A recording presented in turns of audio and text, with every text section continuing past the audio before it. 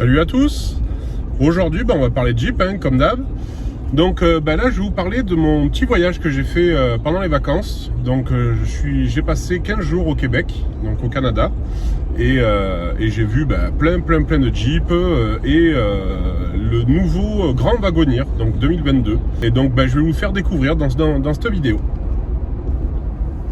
J'ai fait un petit tour du Québec, parti de Montréal, monté à Québec, j'ai fait tout le tour de la Gaspésie, on a fait un petit tour, donc on a fait presque 3000 km en camping-car, donc en VR comme il dit chez eux, véhicule récréatif, exactement.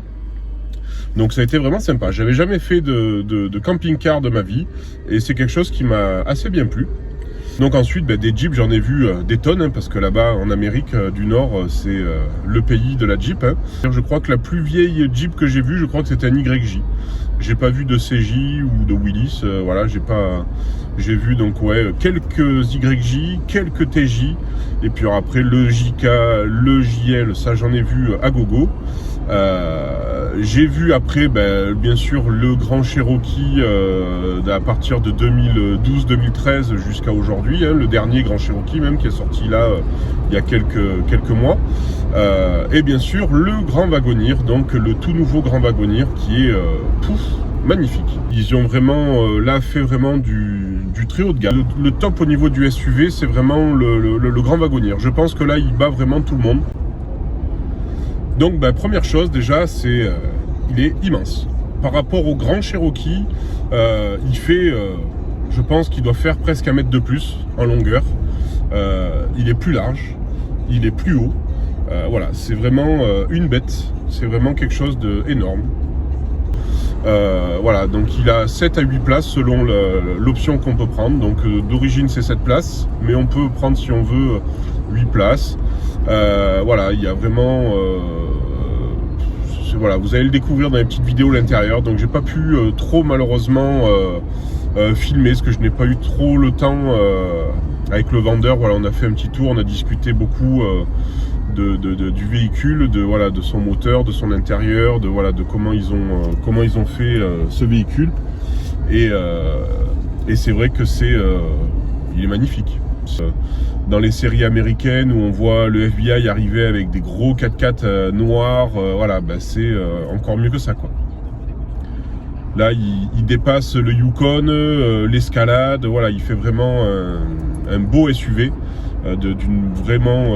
L'intérieur est vraiment fait de matériaux nobles et de qualité, avec du vrai bois, quelque chose, voilà. Quand on tape sur le plastique, ça tape dur et c'est pas tout toc vraiment tout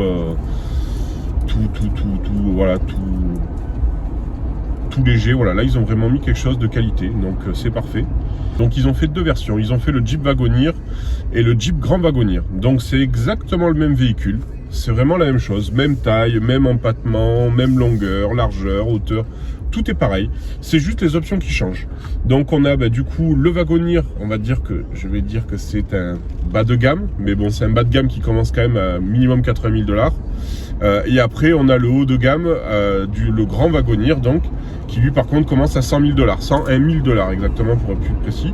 Voilà, et donc si on veut vraiment le toute option, donc c'est le Grand Wagoneer, avec toutes les options, il coûte 135 000 $. Donc c'est quand même un petit budget. Alors à savoir que là, moi je vous parle en dollars canadiens. Donc dollar canadien, c'est à peu près 30% par rapport à l'euro. Donc voilà, il faut enlever 30%. Donc on arriverait à atteindre les un peu moins de 100 000 € hors taxe. Il faut rajouter la TVA. Donc chez eux, c'est avec leurs 2 taxes, ils sont un peu moins de 15%. Mais bon, c'est quand même un petit budget. Ils ont mis des écrans un peu partout. Ils ont mis un écran bien sûr donc derrière le volant. Ils ont mis un écran console centrale, un écran pour le passager. Selon les options, il y a un 4e écran qui est sous l'écran principal de la console centrale. C'est quelque chose qui après ils en ont mis derrière. Donc dans les appuis-têtes ils ont mis des écrans, mais c'est des iPad Pro limite en grosseur d'écran. Ils en ont mis aussi sur la banquette arrière, donc la 2e banquette, celle qui est dans le coffre, ils en ont mis un aussi d'écran. Voilà, c'est vraiment quelque chose tout est digital, tout est tactile. Il n'y a plus de boutons, il n'y a plus rien. C'est vraiment, tout est tactile, donc c'est assez sympa. On a envie de tout toucher quand on roule, donc on est un peu comme un enfant à vouloir tout toucher. Alors c'est sûr que moi c'était la première fois que je voyais ça, donc j'avais envie de tout découvrir. C'est sûr qu'au bout de X semaines ou X mois, je pense que ça nous passe de vouloir toucher tous les boutons, toutes les options, voir tout ce qu'il peut faire.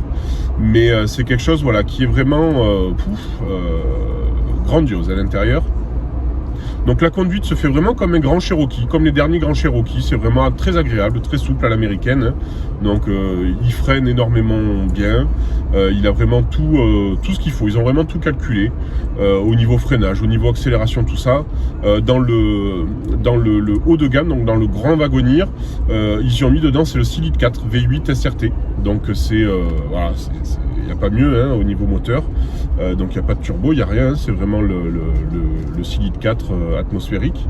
Mais ça marche vraiment très très bien. Il fait presque 500 chevaux, je crois, de mémoire. C'est quelque chose voilà, qui est vraiment très agréable à la conduite. On sent pas ces 3 tonnes parce qu'il fait quasiment 3 tonnes, le grand wagonnier. Et à l'accélération, on sent pas ces 3 tonnes, tellement que le moteur marche bien. C'est vraiment quelque chose de très... ils ont vraiment tout bien calculé au niveau du couple, tout ça. La boîte auto, c'est une boîte 8, comme le Grand Cherokee. Voilà, ils ont fait vraiment quelque chose de très... ils ont tout calculé. Pour une fois, ils ont bien fait les choses. Je suis assez content de Jeep. Pour une fois, ils ont bien travaillé. Leurs ingénieurs ont réfléchi un minimum cette fois-ci. Et ils ont fait les choses bien. Donc, chapeau, messieurs. Donc la consommation du SRT8, donc ça c'est ce que le vendeur m'a dit. Consommation du SRT8 c'est à peu près dans les 18 litres. Et le V8 5 litres 7 lui c'est dans les 16 litres. Par contre sur papier ça annonçait 14 litres pour le 5 litres 7 et 16 litres pour le 6 litres 4. Donc bon voilà, après c'est voilà, le papier est pas souvent vrai. Donc je fais plus confiance aux vendeurs. Voilà, donc après c'est un véhicule qui a vraiment voilà, toute option dedans. Le console centrale fait je crois 50 cm de largeur et 70 cm de profondeur à peu près. C'est un truc énorme. Fait tomber quelque chose dedans, on le perd limite tellement que c'est grand. Derrière, après les banquettes existent en plusieurs versions. Donc normalement c'est donc 2 places avant, 2 places au milieu et 3 places derrière. Ça c'est la version standard classique sans option. Donc les 2 sièges de derrière donc, ont 2 beaux fauteuils immenses avec pareil une console centrale de 40 ou 50 cm au centre. Et après derrière la dernière banquette elle a 3 places d'origine, donc en 2 tiers et 1 tiers. Et elle après donc on peut changer, donc on peut tout moduler si on veut. Donc avoir la banquette du milieu en 3 places, donc 2 tiers 1 tiers. Et si on veut la banquette de derrière donc en 2 places, donc 2 fauteuils classiques avec une petite console centrale au milieu. Voilà, donc ça c'est la particularité à l'intérieur, qu'on peut vraiment faire ce qu'on veut. Les appuis-têtes, on peut y intégrer des tablettes dedans, c'est de la grosseur d'un iPad Pro, donc c'est immense. Voilà, c'est des tablettes qui font 40 cm chacune, donc c'est des choses qu'on peut voilà, rajouter en option dedans. Voilà, c'est vraiment des beaux produits, c'est vraiment un très beau produit. Ensuite, la conduite, après, la seule petite chose qui va peut-être gêner, c'est les gros rétroviseurs extérieurs. Pour le conducteur, quand on conduit, ça fait des angles morts. Donc peut-être qu'à un angle de rue, s'il y a un piéton un jour, on peut peut-être ne pas le voir et peut-être réussir à l'écraser ou du moins pas loin de s'en rendre compte au dernier moment, parce que ils sont vraiment énormes. Et ça cache vraiment voilà, il y a vraiment un angle mort à ce niveau-là à cause des rétroviseurs. Donc c'est le seul petit défaut que j'ai pu voir rencontrer pour ça. Donc hormis ça, voilà, c'est vraiment très très bien. Donc au Québec, il n'y a pas trop... c'est un peu comme en France. Ils sont un peu bloqués au niveau de la préparation. Ils n'ont pas le droit de trop faire de choses extravagantes. Pas comme aux États-Unis, où aux États-Unis, on peut faire vraiment ce qu'on veut, du moment que le véhicule a 4 roues, du freinage et un moteur. Là, ils sont un peu bloqués, un peu comme nous en France. C'est sur un JK ou un JL, c'est 2,5 pouces de Réos, donc 6,5 cm de Réos, pas plus. Des pneus 35, c'est vraiment juste, c'est vraiment à peine toléré. Et il ne faut pas que les roues dépassent. Donc voilà, donc on voit pas trop de choses extravagantes. Généralement, quand c'est des choses extravagantes, c'est que c'est des voitures qui viennent du Nouveau-Brunswick, d'Ottawa ou des États-Unis, parce que le Québec et les États-Unis sont quand même collés, hein, ils sont vraiment à côté. Et donc du coup, voilà, donc quand on voit généralement des voitures assez préparées, c'est que c'est pas forcément des voitures du Québec, ou elles sont sur plateau parce que c'est des gens qui s'amusent avec le week-end, et donc du coup ont un autre véhicule, généralement un pick-up, un gros pick-up V8 Dodge, Chevrolet, GMC, voilà, les bons vieux pick-up américains qui sont magnifiques aussi, hein. Et du coup, voilà, ils ont ça sur un plateau derrière sur une remorque et vont s'amuser avec le week-end. D'ailleurs, pendant ces 15 jours-là, j'ai fait la rencontre de Alain de Chic Choc Aventure, qui est vraiment très sympa. Et on a fait une petite balade pendant une après-midi ensemble avec ma famille. On a fait une après-midi balade en Jeep. Donc il nous a fait découvrir un petit peu les montagnes Chic Choc de sa région. Et ça a été vraiment très très sympa. Donc il a un petit JK préparé aussi. Du coup, voilà, il connaît bien sa Jeep, connaît bien aussi ses chemins, ce qu'il les prend régulièrement, vu qu'il fait des balades touristiques toute l'année. Donc voilà, donc l'été il fait de la Jeep et l'hiver il fait du skidoo. Donc c'est des motoneiges comme on appelle chez nous. Je suis très heureux de l'avoir connu, Alain. Si tu me regardes, salut.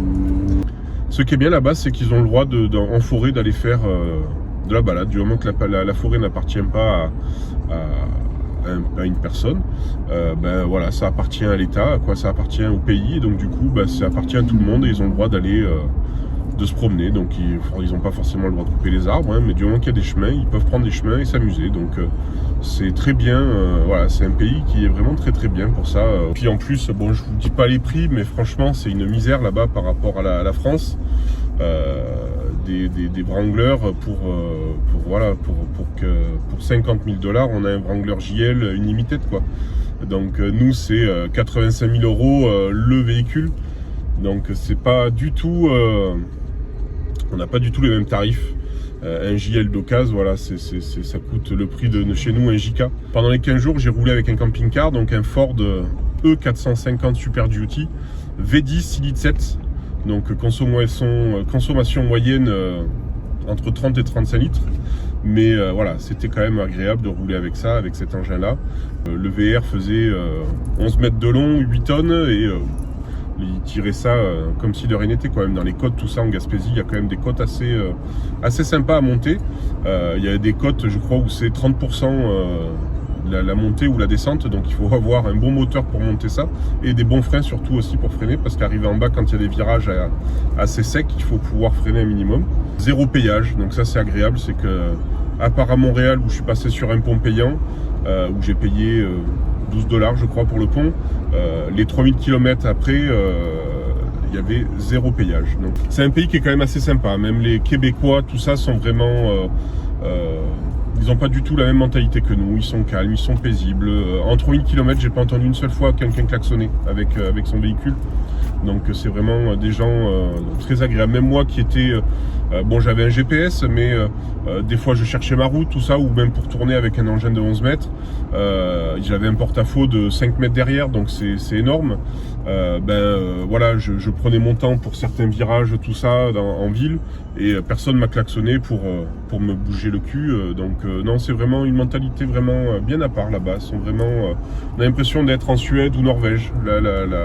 On a l'impression d'être dans un pays avec une mentalité du Nord, donc Norvège, Suède, voire même la Suisse.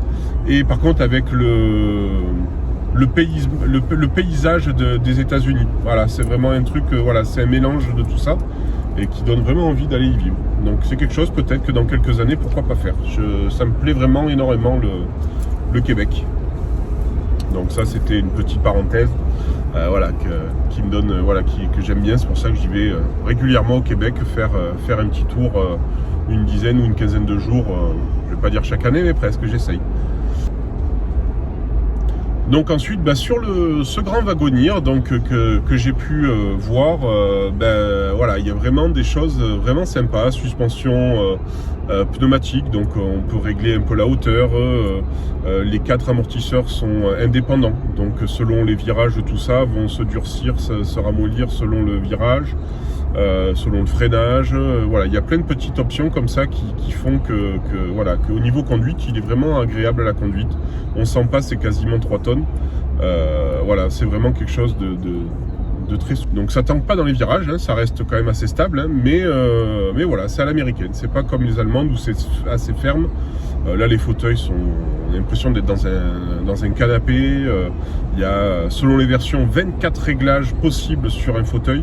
Donc ils sont chauffés, réfrigérés, ventilés. Voilà, il y a toutes les options bien sûr de sécurité qu'on peut avoir aujourd'hui sur le Wagoneer ou le Grand Wagoneer. Voilà, et donc le Wagoneer part de 80 000 $ jusqu'à 100 000 $ à peu près. Et après on passe sur le Grand Wagoneer où là on commence à 101 000 $ et jusqu'à 135 000 $. Donc il y a la conversion euro-dollar canadienne, donc il y a à peu près, selon les jours, tout ça entre 30 et 35% voilà, en moins à compter. Et ça, c'est les prix hors taxe. Après, leur TVA, eux, ils ont 2 TVA, celle du Canada et celle du Québec, et donc qui vaut quasiment à 15%. Donc voilà, ça reste... ils y gagnent 25% par rapport à la France, donc c'est toujours ça de gagner. Et j'ai bien envie d'importer des Jeeps un jour, parce que c'est vrai que c'est quelque chose qui donne envie, parce que quand on voit les tarifs là-bas et les tarifs en France, je me dis que voilà, on peut réussir à vendre des voitures beaucoup moins chères que certains en France pour faire profiter un petit peu tous ces Jeepers au lieu de payer et nous prendre pour des Américains. Voilà, là on paierait quasiment le prix réel des États-Unis. Donc bien sûr il y a les taxes, il y a tout ça en France, mais je pense qu'on pourrait réussir à gagner des gros billets par rapport à certains leaders en France de l'importation de véhicules américains. Je pense qu'on pourrait peut-être réussir à baisser les prix de peut-être 20 ou 25%, je pense. C'est quelque chose que je vais y réfléchir dans le temps, voilà, pas de suite hein, bien sûr, hein, mais peut-être l'année prochaine, je sais pas, ou dans 2 ans, dans 3 ans, je sais pas, faire quelque chose avec ça, j'y cogite depuis quelques temps déjà. Donc là, c'est des Jeeps que j'ai pu voir, voilà, là, des Jeeps que j'ai découverts, donc Jeep que j'ai vu à Montréal. Celle-là, je l'ai vue à Québec. Celle-là, à Gaspé. Ça, j'ai vu ça à Rimouski. Ça, c'était à Percé. Donc Percé, c'est une grosse roche qui est au bord de mer avec un gros trou au centre. Donc à l'époque, il y en avait eu 2. Et puis il y a 100 ans de ça, il y en a une qui s'est effondrée. Donc il ne reste plus qu'une.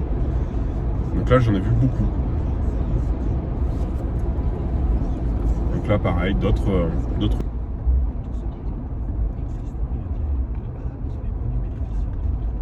J'en ai vu des fois avec des choses un peu bizarres dessus. Là, celle-là, voilà, c'est un peu terrible. On se demande comment il fait pour pas s'envoler ce canoë. J'ai vu aussi quelques voitures un peu pourries. Donc, c'est pas des Jeeps, donc tant mieux, mais avec des trous dessus, donc des trous dedans dans la carrosserie tellement que la rouille a été profonde. Il y a des manques de carrosserie dedans. Donc, je vais pas vous faire tout mon périple, bien sûr, mais voilà. Mais c'était juste pour un petit clin d'œil au Québec, à remercier tous ces gens vraiment très sympas. Donc, c'est la fin pour aujourd'hui. Donc, voilà, j'espère que cette petite vidéo vous aura plu. Voilà, c'était pas grand chose, hein, voilà, mais c'était juste un petit clin d'œil au Québec pour les remercier. Et voilà, donc toujours, suivez-moi sur les réseaux sociaux. Facebook, Instagram, TikTok depuis peu, j'ai mis quelques petites vidéos, voilà, juste de dire d'eux. Bien sûr YouTube, hein, suivez-moi, partagez, aimez mes vidéos, et puis je vous dis à bientôt, ciao, bye.